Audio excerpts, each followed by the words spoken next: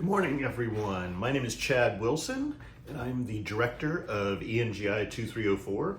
I may not be your actual instructor for this term, but I'm the one who does most of the videos. You're going to be seeing my face again. At the very beginning, I want to make clear our expectations. You should have read through the Academic Honesty Policy Statement by now and seen that in the quiz, we're asking you to sign that you understand the academic honesty policy and that you know that the use of AI in a writing classroom violates the academic honesty policy. I want to expand on that for just a minute. So using AI, I want to first define that. There's lots of different programs out there that kind of do the same thing now. Some of them are meant specifically to help you with your writing. So when I talk about AI or large language models, I'm not only talking about ChatGPT and the others of its ilk, but also about features in Grammarly. Now, I was around when there were arguments about spell check and whether using spell check was a form of cheating. Well, we've accepted using spell check, so I use spell check myself. I like it. I make mistakes. Do I know the difference between there, and there? Yes, I do. But do I make mistakes like that? Yes. Just because I'm typing fast, and when I go back and look at it, I don't necessarily see it. There's nothing wrong with using spell check. But using Grammarly to help you with punctuation is kind of like using spell check. Do I put commas in the wrong place sometimes? Sure, I make mistakes. Do I know where they go? Yeah, but maybe Grammarly would help me. I actually don't use any sort of grammar checker or punctuation checker. I don't like it. I think it often writes awkwardly or it doesn't understand what I'm trying to do. And I think I know better than it. But I know students like to use programs like Grammarly to help them with their punctuation or grammar. And by grammar, I mean things like subject-verb agreement. So making sure that the subject he goes with the verb is, he was, instead of you is. So checking that may be okay. Do I think you need it? No. Would it be better if you check yourself? Yes. But Grammarly has these new features using AI where it says it will help you with your writing, but what it's really doing is rewriting your passages. That is not acceptable.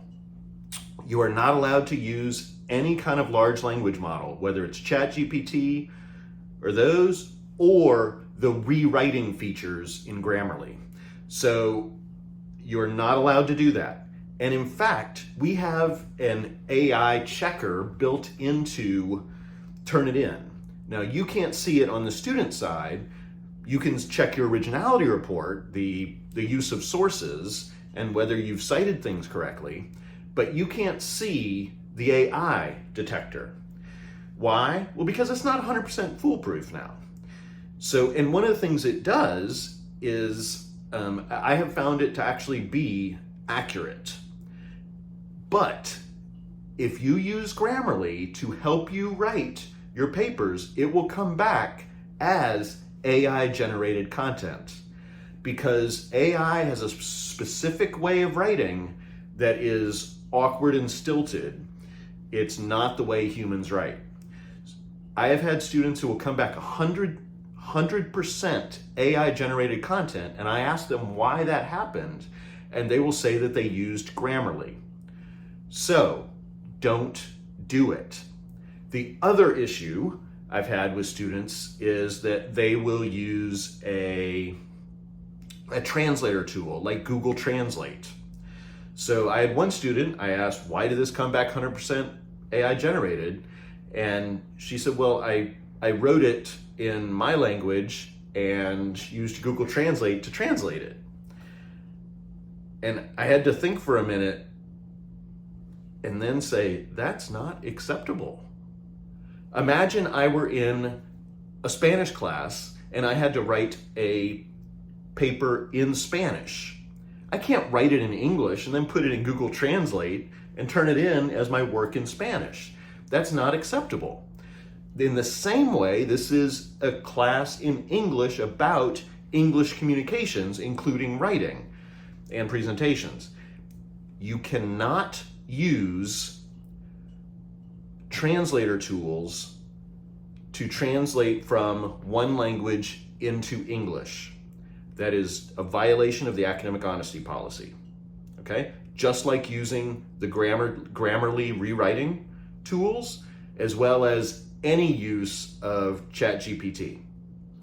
Now, is there a use for ChatGPT? Yes. Outside of an academic environment, how you use it is up to you. I think it can be good to help brainstorm ideas. It can be good to look at sections, like if you were writing a purpose statement and you wanted to see if you wrote it according to the way it's written in the textbook, would there be a way to do that? There might. But using it to generate writing is a violation of the academic honesty policy, just like using a translator tool. All right, I hope that's clear. Let's avoid those tools for now and have fun writing.